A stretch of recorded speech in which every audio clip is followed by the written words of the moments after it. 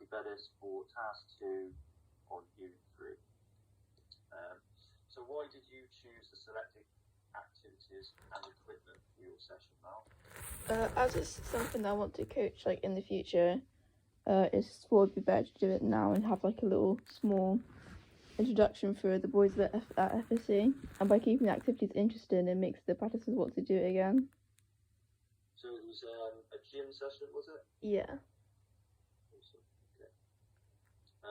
So what sort of equipment did you use for that? So we had like a PVC pipe, which is like a plastic pipe, so they can get used to having it like with the techniques. They don't injure themselves with a heavy bar. We had technique bars and 20 kg bars. Okay, awesome stuff. What was the purpose of your warm-up and cool-down? The warm-up, so we had stretches to warm them up so they don't get injured. We had like a little mini game as well so they don't get too bored. And then the cool down, so they can relax muscles so they can lower their heart rate back to normal and cool their body temperature.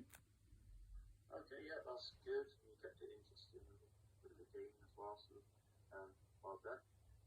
So why do you think the equipment and activities were appropriate for that group? So you mentioned the game and the equipment. But why was that appropriate? So I did the game with the warm-up because I don't know, they seem very like they need to be focused on something else like for short periods of time because otherwise they just get bored of it. So by having that little game, it kind of like gets them ready for the actual activity. And we use PVC pipes and technique bars because if you use 20 kilo bars straight away, they could injure themselves. So they could like pull their muscles if they do it in the wrong technique. Okay, good. Yeah, so technique, safety, and life bars, that sort of stuff. So what do you think may have happened if you had not taken those measures? You maybe used heavier weights or used heavier bars? They could have, if they put like weights on the bar, they could have dropped it on themselves and then ended up injuring themselves even more. And then they could strain their muscles and end up pulling it and not being able to recover as fast. Excellent stuff. So did you assess the facility prior to the session? Yeah, I checked around for any plates or anything else that'll be in the way.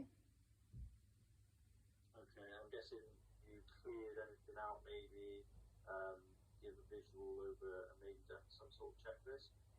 Yeah, so like moving out the benches out of the way of the platforms, stuff like that. Okay. Did you observe the session for health and safety issues whilst you were monitoring the group performance? Yeah, I kept an eye on all of them and then made sure they took it in turns to do the lifting so I could watch each of them so they didn't like do it all at once and I couldn't catch it if they did the wrong technique to injure themselves. Awesome. Okay. Was your plan detailed enough? So obviously you had your session plan. Did it run short? Did it run too long? How detailed was it? I think it ran too long because I put both Olympic movements in it, so it took a little bit longer to do it. So that's something maybe that obviously you can review.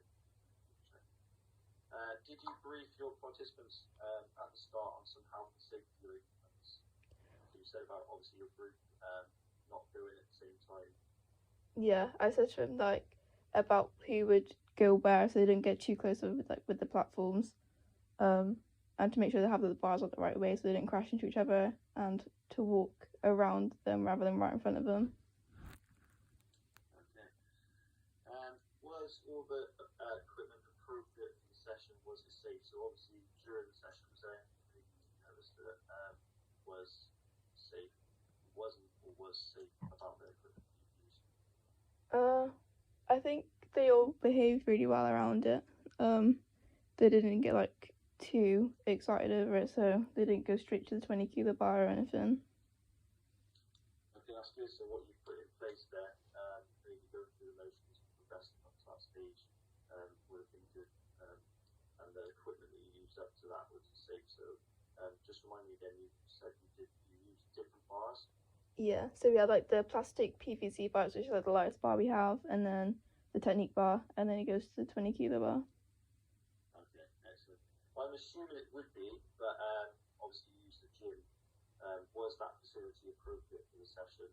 And was it safe? Obviously, maybe there might have been members of the public there. Yeah, I think it's appropriate because it's 2 rooms. We had like the one room and then the rest of them, the other members of the public was in the other. Okay. Did all of your participants understand and follow the instructions given? So obviously sometimes it can get a bit boisterous in the group. If not, how did you deal with that? I said most of them did. The ones that didn't, I told them to focus and just to do like the minimal bit that they can do because some of them didn't find it interesting that they couldn't do it properly. So I just told them to do what they can. Okay. Did any injuries or accidents, emergencies, or near misses occur? If so, how did you deal with them? No, I don't think any injuries occurred. Okay. I'm sure there have been some points where someone might have not followed something and a near miss occurred in your session. You dealt with that in a way maybe where you had one person going at a time. Do you think that may have helped? Yeah. Okay. Were your risk management strategies effective? So obviously you created a risk assessment. Do they need adapting for future sessions?